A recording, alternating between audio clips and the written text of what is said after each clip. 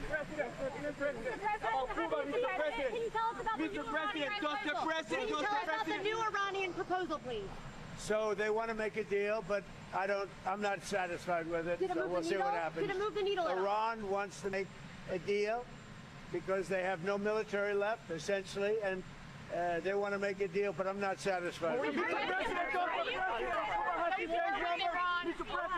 Why are you not seeking congressional approval to extend it? Because it's never been sought before. There's been many times, and nobody's ever gotten it before. They consider it totally unconstitutional. But we're always in touch with Congress. But nobody's ever sought it before. Nobody's ever asked for it before. It's never been used before. Why should we be different? Everybody to Islamabad this time. Are you willing to send anybody to Islamabad, your envoy? We have great respect for Pakistan and Islamabad, and tremendous respect for the Prime Minister and the Field Marshal, and they're working with us, continue to work with us, but the trip is a very long one, and we're doing everything in terms of negotiating right now, in terms of the negotiation telephonically. They've made strides, but I'm not sure if they ever get there. There's tremendous discord. They're having a tremendous problem getting along with each other in Iran. The leadership is very disjointed. It's got 2 to 3 groups, maybe 4, and it's a very disjointed leadership. And with that being said, they all want to make a deal, but they're all messed up.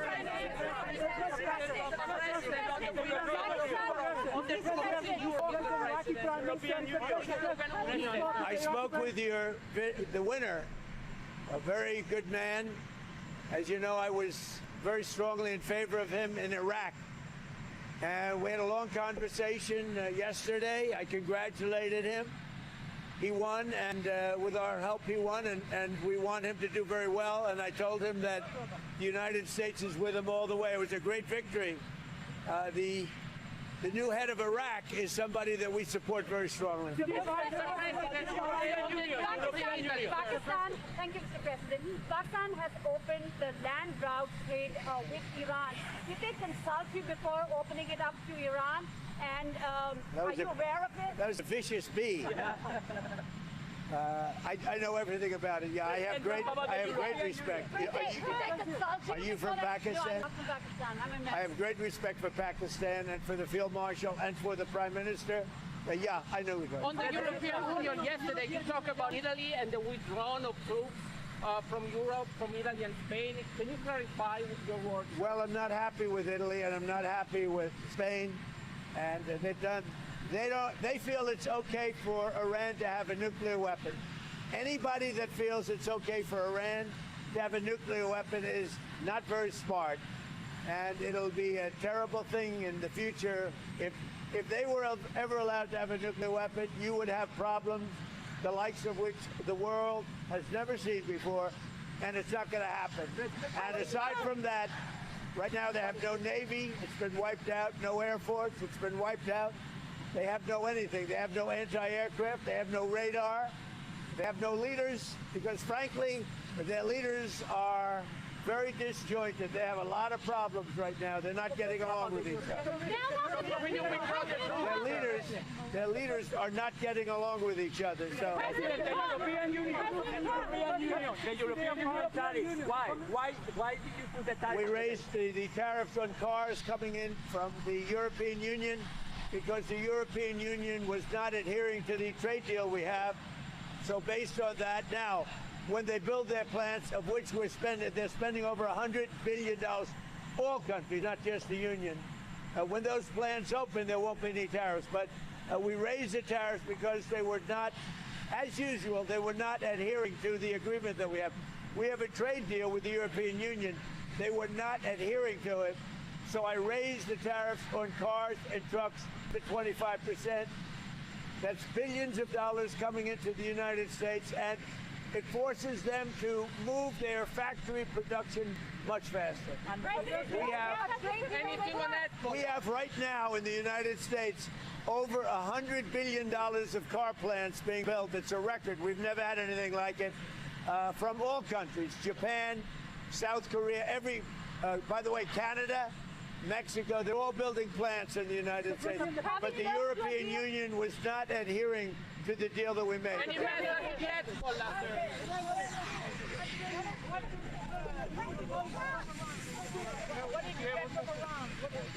So we're dealing with Iran. As you know, it's a very disjointed, unfriendly leadership, unfriendly to each other. They're not getting along. They're very, very confused by what's happened because essentially most of their military has been wiped out. But we just had a conversation with Iran. Let's see what happens. But I would say that I am not happy.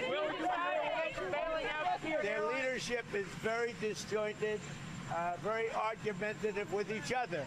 They come back, one says one thing, one says another. They're very confused. Obviously, their country has been, frankly, decimated. Their Navy is gone, their Air Force is gone.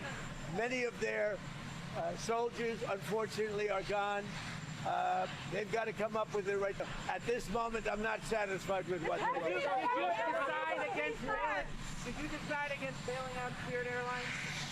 Well, I guess we're looking at it. If we could do it, we'd do it, but only if it's a good deal. Claiming that they're preparing to shut down this weekend because they haven't gotten. Well, we're looking at it, but if we can't make a good deal, no institution's been able to do it. I said, I'd like to save the jobs, but we'll have an announcement sometime today. We gave them a final commitment. Will you be able to secure nuclear material? Excuse me. Mr. President, day 60, are you going to seek congressional authorization? Well, no other country has ever done it. It's never been in, as you know, most people consider it totally unconstitutional. Also, we had a ceasefire, so that gives you additional time. But no other country's done it. We're in the midst of a big victory. This is a victory like we haven't had since Venezuela, okay, to be honest with you. We haven't had, but, you know, we have a country that lost its way. It really lost its way. That's our country in terms of the military. Now we have a great military. We're on our way to another victory, a big victory, and I don't think that it's constitutional what they're asking for. These are not patriotic people that are asking. You know, when they say, even the losers, even the ones that say all the wrong things, admit that it's been amazing what we've done. The Strait is totally shut down. It's flawless. It's totally 100% shut down. Now, we've been dealing with Iran. They want to make a deal. They're not there. They're not with they're sort of, they get close, and then a new group of people come in. They don't know who their leaders are. They have no idea who their leaders are, but they're very confused, and that's because of the success we've had militarily. They essentially have no military. Let me just tell you, the war powers. So many presidents, as you know, have gone and exceeded it. It's never been used. It's never been adhered to, and every other president considered it totally unconstitutional, and we agree with that.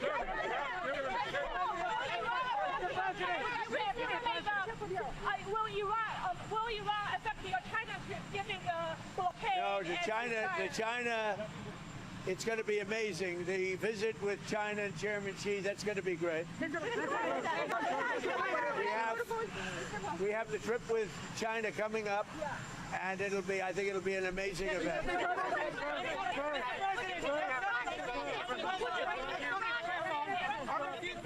Mr. President, if you can't get a deal on Iran, what next? What will you do? Well, right now we have negotiations going on. They're not getting there. They are very disjointed. They're extremely disjointed. They're not able to get along with each other as leaders. They don't know who the leader is.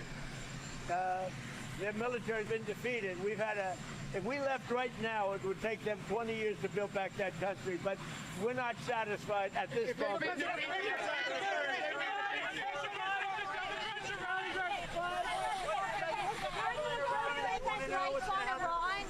Are you considering new strikes on Iran? Why would I tell you that? Spirit Airlines, what has been the holdup on that deal? Are We're they looking bothering? at it. We're looking at trying to help them. Something we're not looking to get involved with, but if we've had 14,000 jobs. We are, I would say we're driving a tough deal, but it's one of those things. We'll do it or we won't. We'll have something for you today or tomorrow. It seems like the other lenders are balking. They think they'll get bumped down in priority. Well, they will. You know, we come first. Hey, you know what it is? USA first, America first. That's my fight. Including with airlines, including with Intel. You know, we made an Intel deal. You know that, right? We made about $40 billion on that. And someday Fox and Peter is going to talk about it. But we helped out Intel, and we ended up making $40 billion. So we're looking at Spirit different. It's a different kind of a thing. But we're looking at Spirit, and we can help them. We will. But we have to come first. We're first. It's America first. The CEO of Anthropic came to meet Susie Wiles a week or two ago. What is the latest on your position on that company? Well, only that they had a very good meeting. You had a CENTCOM commander come in here did. yesterday. Was he briefing you on a different approach, options? What kind of options? How would it look Well, different? there are options. I mean, do we want to go and just blast the hell out of them and finish him forever, or do we want to try and make a deal? I mean, those are the options. Do you want to go blast the hell out of him I'd and finish prefer him not. forever? On a human basis, I'd prefer not, but that's the option. Do we want to go in there heavy and just blast them away, or do we want to do something? They're a very disjointed unitship, as you can understand. They're very disjointed. I mean, they're not getting along with each other, and it puts us in a bad position. One group wants to make a certain deal, the other group wants to make a certain deal, including the hardliners. The hardliners want to make a deal too. Why wouldn't they? They have no Navy, they have no Air Force, they have no anti-aircraft, they have no nothing. There was some reporting this week that because of all the firepower required for Epic Fury, that there are people in the White House who are starting to worry about our inventory of bombs and missiles. Are you worried? No, we have more than we've ever had, actually. Because all over the world we have inventory, and we can take that if we need it. But all over the world we have tremendous amounts of inventory, the best. For instance, we're stocked and locked and loaded. Right now, we have more than double what we had when this started. But, you know, we're all over the world. We're in many, many different countries, many different places, all packed up. Now, what happened is Biden came in like a stupid fool, and he gave a lot of what we had to Ukraine. And $350 billion they spent. We don't do that. Everybody has to pay. The European Union pays us, but Biden didn't get money. He got nothing. But he gave a lot of the inventory away. Now, relatively speaking, it's not that, but it was a lot of inventory. He gave it to Ukraine. We built it up, but we have inventory from all over the world. Hey, what's up? Good to see you, Oki Organics. Good to see you, Ling Fei. I'm asking YouTube support what's wrong with my other channel. What about NATO? Did the king change your mind? King Charles? No. King and I had a great, he's just a great person. He's a high quality person. Everyone make sure you hit the like and subscribe. He got the Democrats to stand. He's a wonderful person. She's a wonderful lady, a wonderful queen, and we had a good time. Mr. President, will the Lebanese and Israeli leaders be meeting here soon at the White House? Yeah, they're going to be coming. When you go to this is going to be your first big public event since somebody tried to kill you on Saturday. Do you feel safe going to something like this today? I don't even think about it, Peter. What about Pete Rose? Do you still support a pardon for Pete Rose, sir? Oh, I think Pete Rose was great.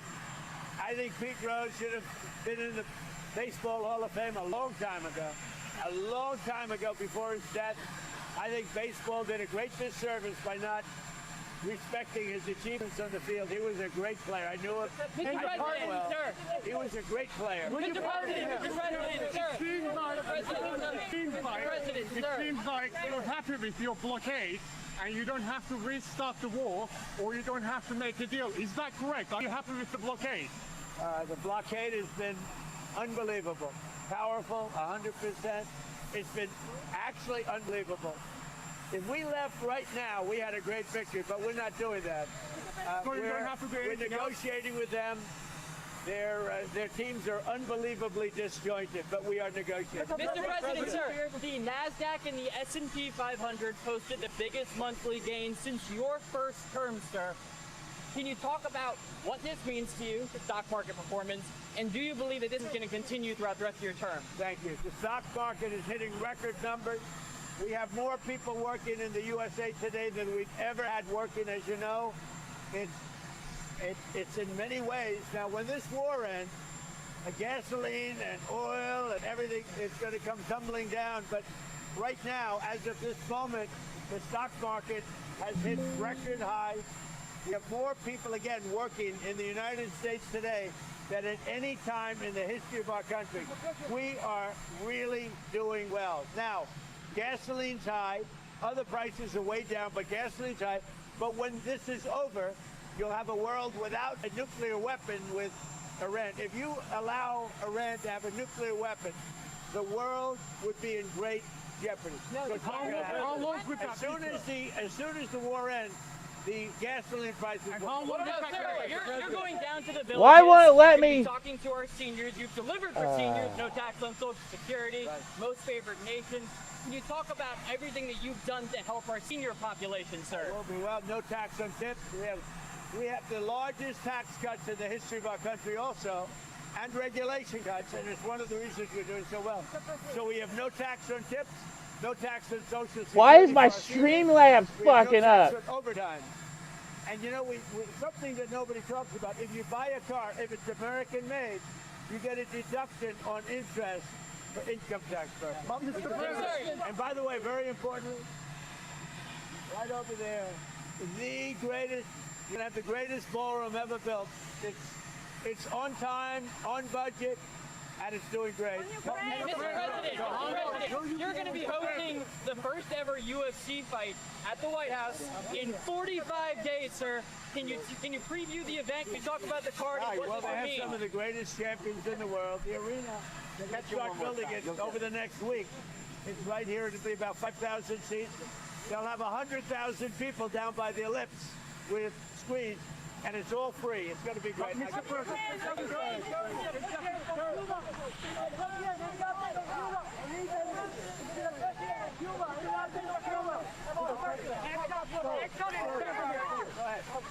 what's your message to Americans who are facing the pain of high gas prices? Well, it was just announced we have more people working in the United States today than ever before in history. Outside of the gasoline, prices are way down. Prices have come down. Groceries, and I inherited that. We inherited the highest inflation in the history of our country, 48 years. In the history of our country. And prices are down. When the war ends, which shouldn't be too long, they want to make a deal so badly, but they're not there yet. They're not there, in my opinion. They're not there. When the war ends, gasoline prices are going to tumble because there is so much right now on the seas already loaded into tankers. Tankers that can't escape the Straits.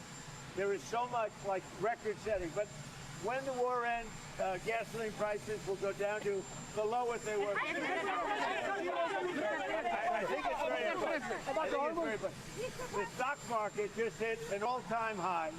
And again, more people working today. We have 11 people in chat. Hit the thumbs up, guys. Double tap that screen. Mr. President, you, Mr. Curtis, you like him? Go ahead. I love you, Mr. President. Mr. President, I like him too. Thank you, Mr. President. Mr. President, you said you send weapons to help Iranian demonstrators. Some sources claim these weapons are in Suleimania, in Iraqi Kurdistan. Do you confirm that? And as you said, they will pay a big price? I'm not happy with the delivery of the weapons. I'm not thrilled with it. But a small amount of weapons were sent, and we'll see who has them. But I'm not happy with what happened with the Kurds. The Kurds did not deliver the weapons. Like Exxon and Chevron are refusing to increase oil production. Exxon and Chevron, what do you say about that? We're doing great production. We're producing more oil right now. That's the other thing. We have more oil production right now than any time in history. And if you take a look at the ships, they're all coming up to Texas, Louisiana, Alaska. Did you see the line? Yeah, what do they call it? The Tango. But that is some line of ships. They're all coming up. They're loading up. The biggest ships in the world are coming up to Louisiana, Texas, and to Alaska. And they're loading up. And I don't want to say it, but our country is getting stronger and stronger. This has been amazing. The amount of oil and gas that we're selling now is at a level that nobody's ever seen before. Would you consider Ron DeSantis for a cabinet position? Well, I like him a lot, so Can you nobody tell us what you're not I like him a lot. Can you tell us what you're not satisfied with? Mr. Ron, can you tell us that you're not satisfied with the plan right now? Can you tell us what specifically you're not satisfied with? They're asking for things that I can't agree to.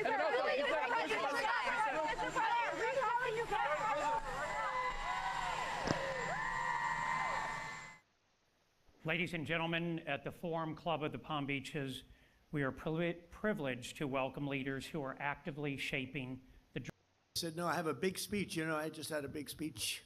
You probably saw a big, and it's all over television. I said, where am I going now? Hey, what up, Going to George? Travis Good to Center. see you, bud. No, honestly, Travis Center's terrific. You doing all right today? I wasn't.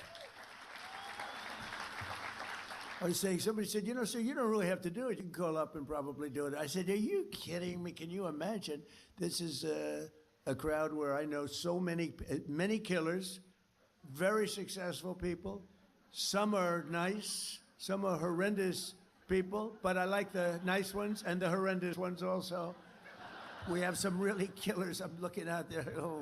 Oh, these people, I've had to deal with them my whole life. They are brutal, but you know, you get friendly with brutal people too.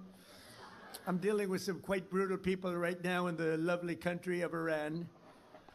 They are very brutal, and I will tell you, we're doing very well. You cannot give Iran a nuclear weapon. It's all I can say. You cannot. Because they would use it on a place called Israel very quickly, and they would use it in the Middle East, and they'd use it in Europe, and I guess we'd be next, and it's not going to happen. Don't worry about it. We've taken apart. We've taken their Air Force is non-existent. It's gone. Their Navy, they had a very strong Navy. They had the strongest Navy by far in the Middle East many times over. They have 159 ships. Every single ship is at the bottom of the sea right now. They have no anti-aircraft capacity. They have no radar. They have no leaders. Actually, their leaders are all gone, too. It's part of our problem. We don't know who the hell we're dealing with. They call up, this is Mohammed, so and I say, are you a leader? We're looking for a leader. It's the only country in the world. Nobody wants to be a leader. You know, they say, would anybody like to be president? And there are no takers. But I think we're doing a great job over there, actually. We have the. What do you hate Trump for? Used the Hormuz Strait as a weapon for many, many years. They said they'll close it. So they closed it. Then I closed it on them, which is sort of, they want a little business. They get no business. But it's going to work out because everything works out. You know, you look at what we did with Venezuela. That was an amazing military maneuver. And now we have a great relationship with Venezuela. 100 million barrels of oil we've already sold. It goes down to Texas. It goes to be refined in Texas. 100 million. We're going to be another, over the next month, it's going to be another 100 million. And you'll be happy to hear this because you're a lot of great business people here. This is the first war that you've seen in the United States for a long time where we actually have paid for the cost of the war by about 37 times already. In other words, it costs us a lot. We had those big, beautiful aircraft carriers, lots of planes and everything else, but we've paid for it many, many times over. And we're getting along great with the people, the leaders of the country, and we're working with them very closely. And they're relying on us totally, and the relationship is very good. And they're doing more business now than they've done in 15 years, probably. And we have the oil companies all moving in. The big American oil companies are all moving in. It's really been amazing. And then I said, well, now we can take a little pause. We ended up doing the, I mean, you all know, you people that probably see the stock market more than almost anybody in the world. There's no group in the world that's more stock market oriented than the people in front of me. Many of you are responsible for some of those successful stocks, but the stock market hit today an all-time high again. It hit one yesterday, hit one the day before, during what they call a military operation. You know, they don't like the word war, and they call it a military operation because that way you don't have a war, you don't have legal problems. But you ever hear a situation where we're knocking the hell out of somebody and we have a Congress, please, you only got 3 days left. We spent 19 years in Vietnam. We spent 12 years in Iraq. We spent 7 years in another place, 2 years in another one, 7 years in another one. We had another one for 14 years, and we're in there for 6 weeks. What's taking so long? Now, we could leave right now. Right now, if we left right now, it would take them 20 years, 25 years to rebuild the place. But we're not doing it because we have to do it totally right. We don't want to have somebody coming back in 5 years and you have an incompetent president, which we just went through 4 years of a very terrible situation, very incompetent. But this should have been done long before I got to office, so we had to do it. The crazy thing is I had all my financial people, Scott, you know, Howard, you know, all of the different people. And we're celebrating the success because we have the highest stock market. We broke 50,000 on the Dow. Nobody thought it was possible. They said maybe at the end of the fourth year, but probably in 6 years, 5 years, but not during this term. It's too much. We did it at the end of the first year. Then we broke 7,000 on the S&P.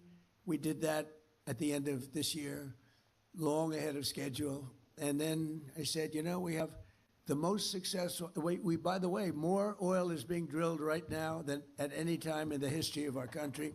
We're doing double, think of this, we're doing double Saudi Arabia and Russia combined. Double Saudi Arabia and Russia combined. Nobody knows that.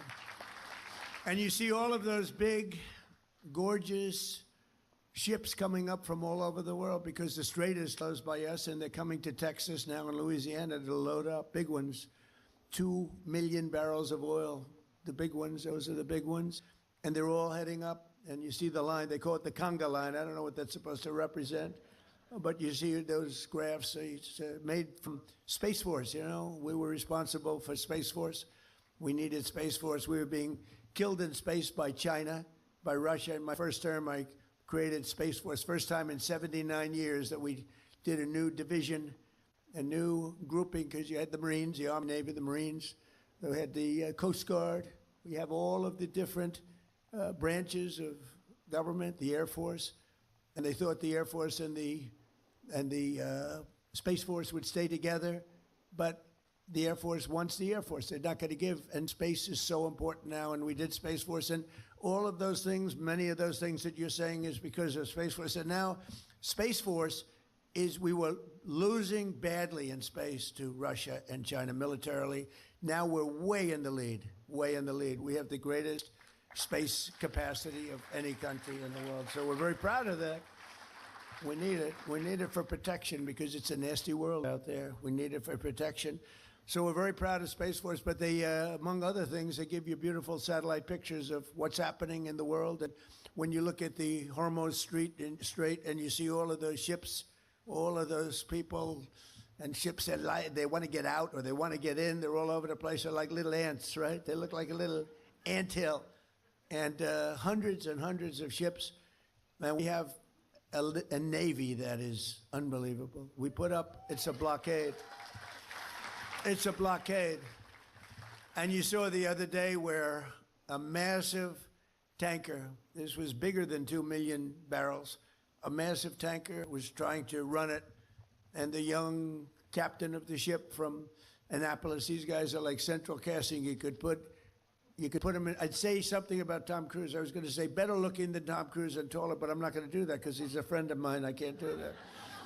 But they're like Central Cat. You could move him to Hollywood right now. They'd be movie stars. But you saw him saying, we have guns trained on your ship. Turn your ship around.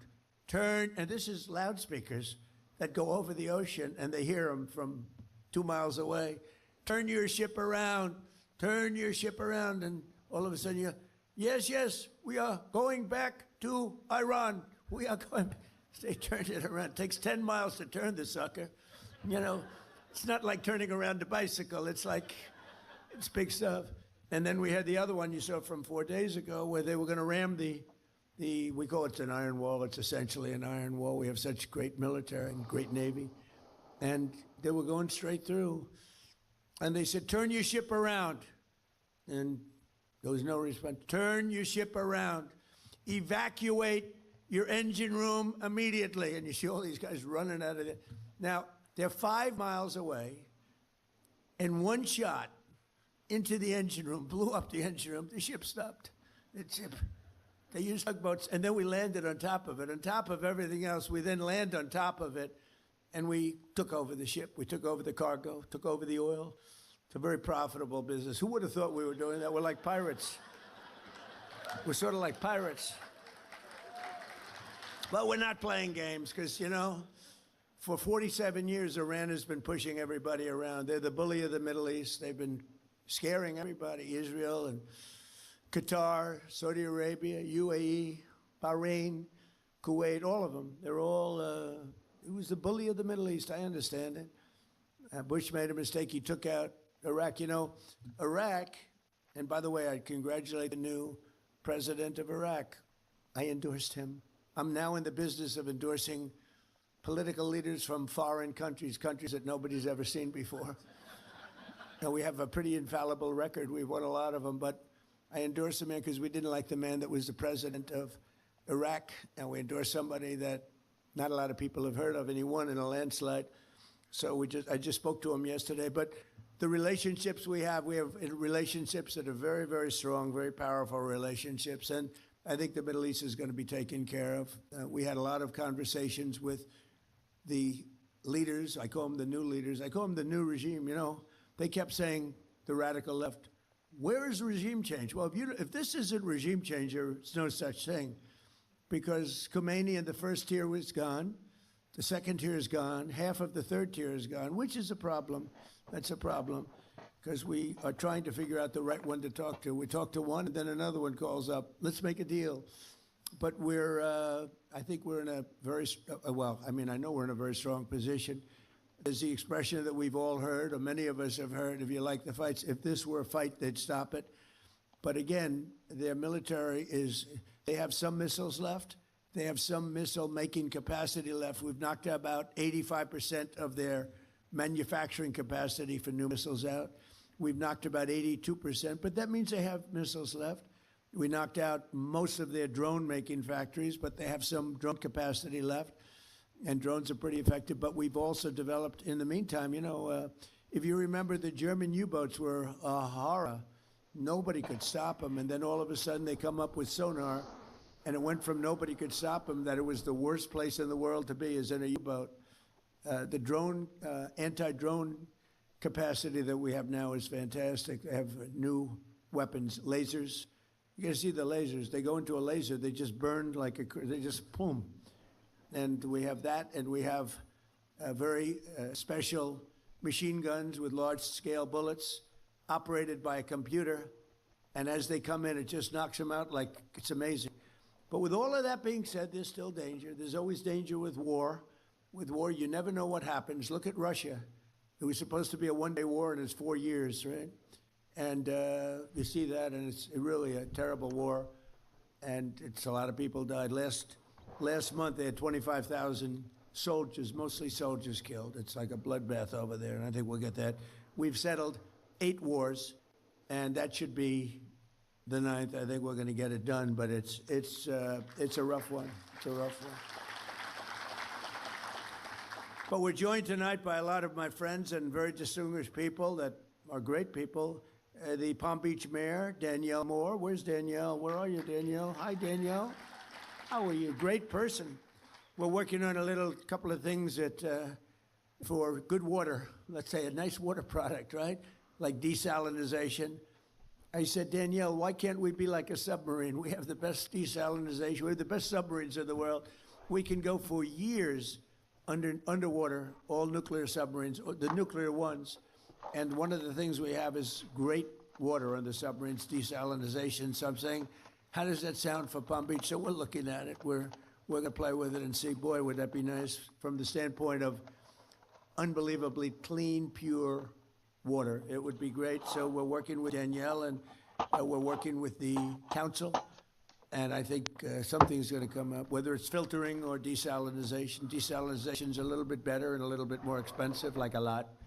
But, you know, anything used by the Navy is the most expensive. But think of it, they can go forever in a submarine. Nuclear submarine can guide at just about top speed for 35 years without refueling. Can you believe it? Going at a very fast. We have the greatest submarines anywhere in the world. Nobody close. We're 15 years ahead of any other net. We have the greatest military in the world. I rebuilt it. I rebuilt the military in my first term, and I didn't know I'd be using it this much my second term, but we have certain things have to be done. It was sad when in Afghanistan, some of it was left behind by people that should have never happened. Getting out, we wanted to get out. We were going to get out easily. We would have won. We would have won and then gotten out. We would have gotten out with great pride. But we left some of the military. But it was really just a small percent. You know, it sounds like a lot, and it is a lot, but it was 2% of what we built up. We built a great military. But our submarines can go by nuclear power. Think of that. They can go for many years without stopping. They have water capacity, Danielle, unlimited water capacity. They can. The one thing they don't have, you know what it is? Food. They have to come up every 90 days for food. The only thing we can't figure out is food. A little simple thing like that. So, but it's really amazing. Some of the things that we're able to do with the military, with a lot of other things too. Palm Beach Town Council President Ted Cooney. Thank you, Ted. Thank you, Ted. Good job. Good. Palm Beach County Administrator Joe Abruzzo, who's a phenomenal. You got a diamond there. Hey, it's you have. I know a lot of town administrators, and you don't want to. This guy is a diamond. Thank you very much. You're doing a fantastic job. Thank you, Joe.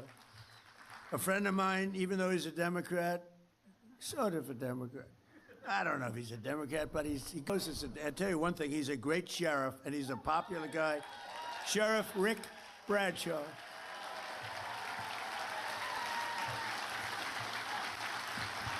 So I shouldn't tell you this. I told this to Rick, and I know how tough he is, and also I figured this might happen, but I voted for Rick. He's a Democrat. This could be the end of my presidential career. I voted for him, and one of the reasons I voted for him was he's great. The other was that I was afraid he'd check my vote. And you know what?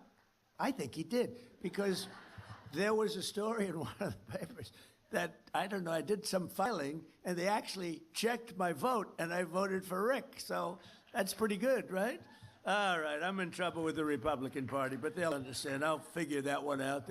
Great job, Rick, really. Candidate for mayor of West Palm Beach, Christina Lambert. Christina, wherever you are, good luck. Good luck.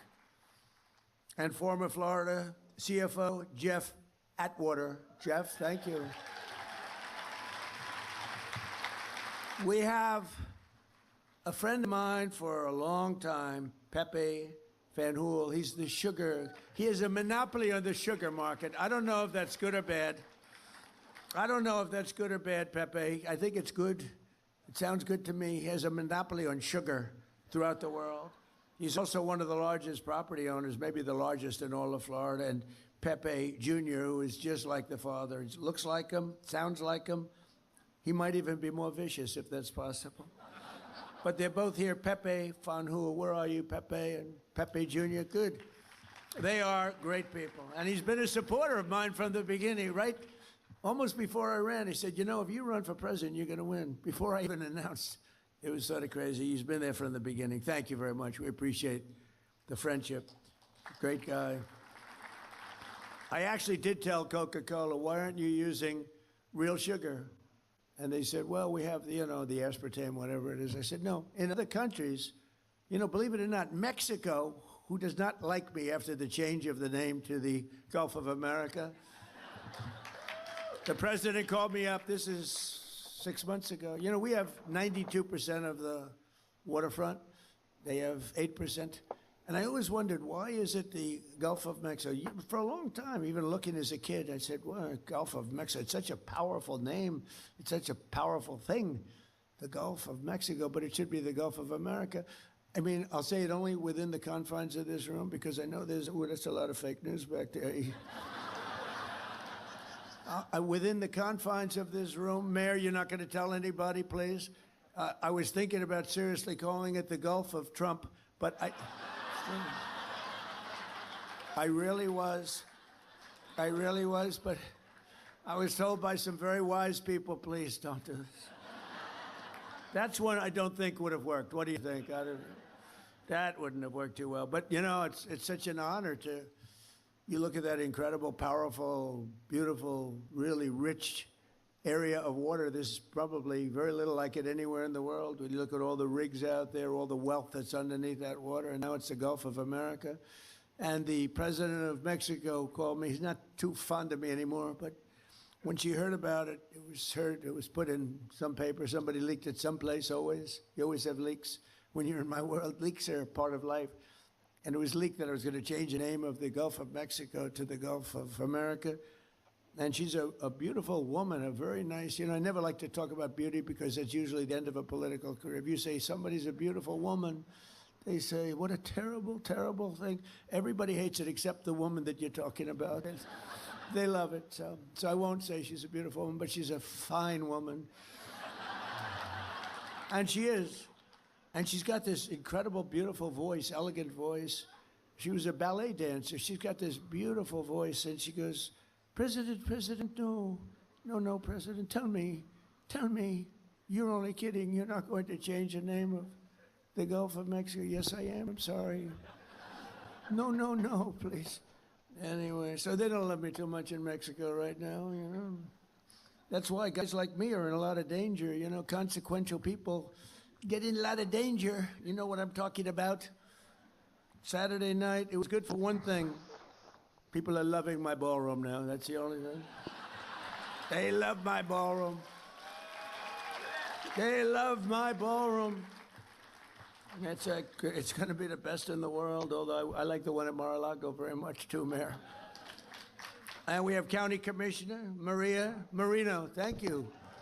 Commissioner, thank you. Good job. And former Congressman Dan Micah. Where is Dan Micah?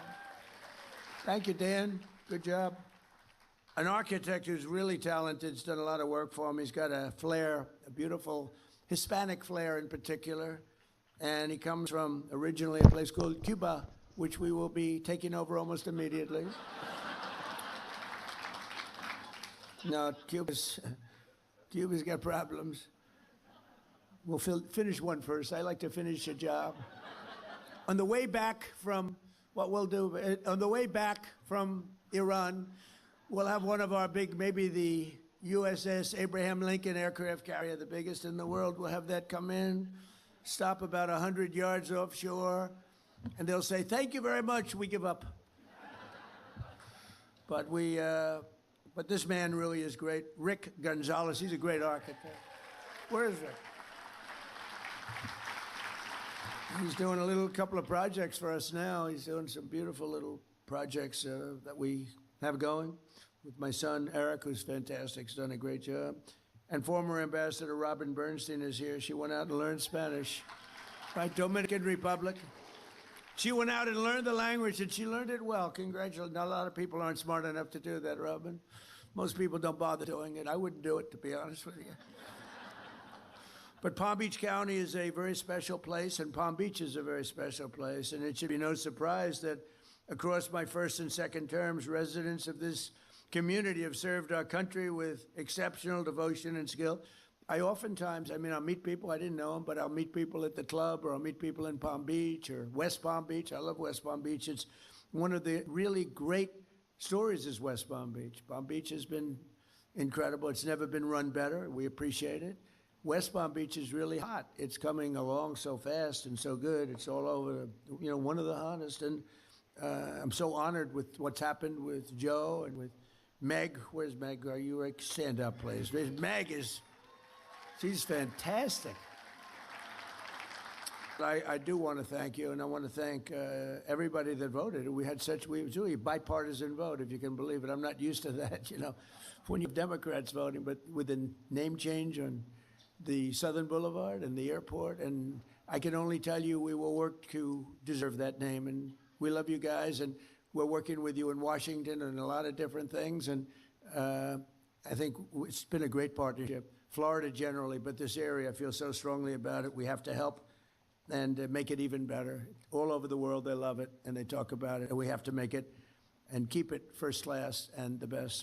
But I want to thank you very much. I know how hard you worked on that. She's a really great person, and I don't know what her future is, but I think it's really good politically. I think she's fantastic, and she loves animals, right? She loves her and her husband.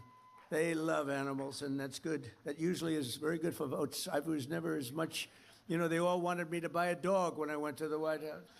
They said, sir, you'll be the first president in 68 years or something that doesn't have a dog. I said, it's not going to work for me. No, they like pictures of Biden walking his dog all that, but his dog was a vicious dog, kept biting our Secret Service people. No, we had 28 bite problems, 28. This was a violent dog. That's not a dog I'd want. But for 60 years, I guess, even longer, every president's had a dog because they do it for votes. Some of them do it because they love the dog. Probably most of them do it for votes. And I thought it would look quite fake. Like the fake news, it was quite fake. Can you imagine? Donald Trump has purchased a lovely, lovely little poodle. And he walks him religiously every day on the White House grounds as he's inspecting the ballroom that's going up. They walk deep down into a foundation that's going down to China. There's a lot of stuff going on in that foundation, let me tell you. A friend of mine said, boy, that's the deepest foundation I've ever seen for a ballroom. I said, yeah, a lot of things happening there. But we have several friends of mine that were great with us past and present. We have Secretary Commerce, former Wilbur Ross is here. Thank you, Wilbur. Thank you, Wilbur. We have former Ambassador Woody Johnson, who's a great guy and you were a great ambassador. We appreciate it, Woody. Great guy, and the owner of the Jets, and current director of the Federal Housing Finance Agency, a man who has taken the Fannie Mae and Freddie Mac, but Fannie Mae, it's over $1 trillion in value. When I gave it to him, it was not doing well, and he's turned it around, and it's worth over. We're thinking about taking it public, taking a little chunk out of it. I don't know what the hell we're going to do. It's peanuts compared to the values of, you buy 15 missiles. You take it public, it buys 15 missiles. But Bill Pulte, where are you, Bill? Bill. No, it's true. My first term, I was offered $100 million for that. And I turned it down because the guys that were offering me were very sharp. Two of them are sitting in the room, by the way. They're not happy. But I turned it down because I didn't want to.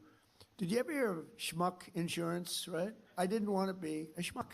I didn't want to have them flip it for $500 million in 2 weeks, which is always a possibility. It's always a little scary, especially in the world of politics. I was with a bank, a very good bank, a very hot banker who's going to the head of one of the biggest banks in the world, and he was also in charge of real estate for the bank, and they had a corner building on 57th and 5th Avenue in New York, and he wanted to sell it, and he made a deal, quick deal, nobody even knew about it. It was quick, and he sold it for $25 million, and the person that bought it flipped it the following week for $97 million, and that was the end of his job.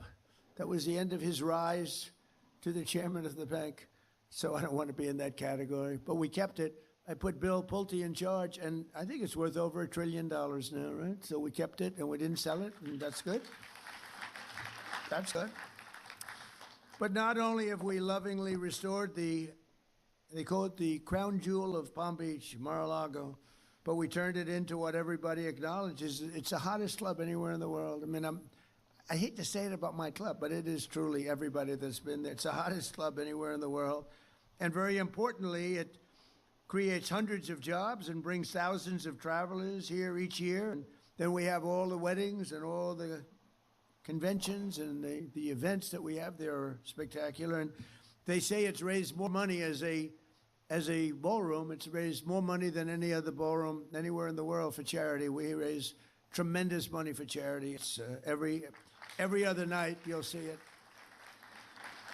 They raise it for incredible things. And just as Marjorie Meriwether Post, who, with her husband, E.F. Hutton, that was a power couple. E.F. Hutton, remember? E.F. Hutton talks, everyone listens, right? He was the #1 guy. He's like some of the guys in this room was a long time ago. This was in the early 1920s, roaring 20s, but Marjorie Meriwether Post was married to E.F. Hutton.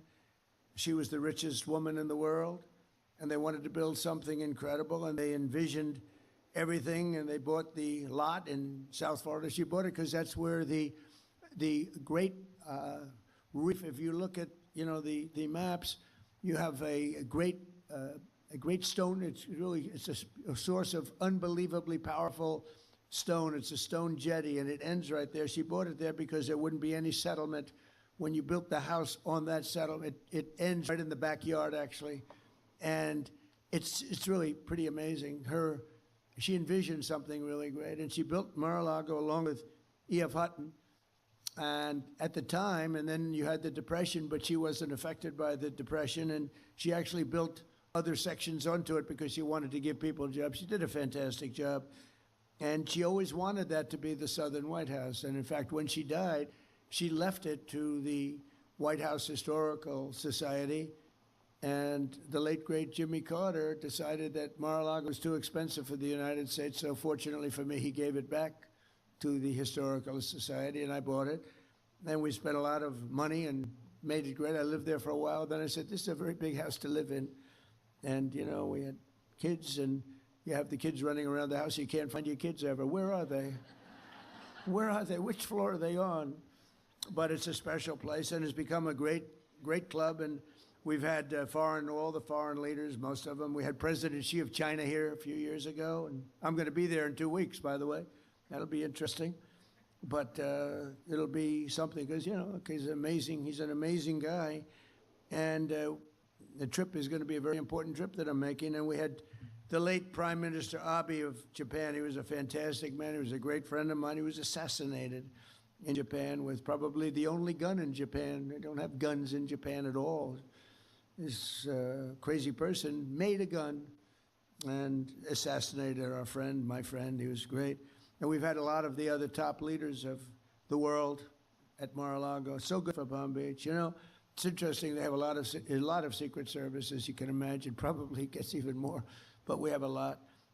And I have friends that are very rich, very powerful, and they don't complain. They sort of love it because the president is in your community, not me. It's the president of the United States is in your community, and they're so proud of it. I mean, people that are in this room that are very, very substantial, as big as it gets on Wall Street, and they have houses that are beautiful, and they have to go around. They have to go to one bridge or another bridge. They get thrown around like piñatas by the Secret Service. Get the hell out of here.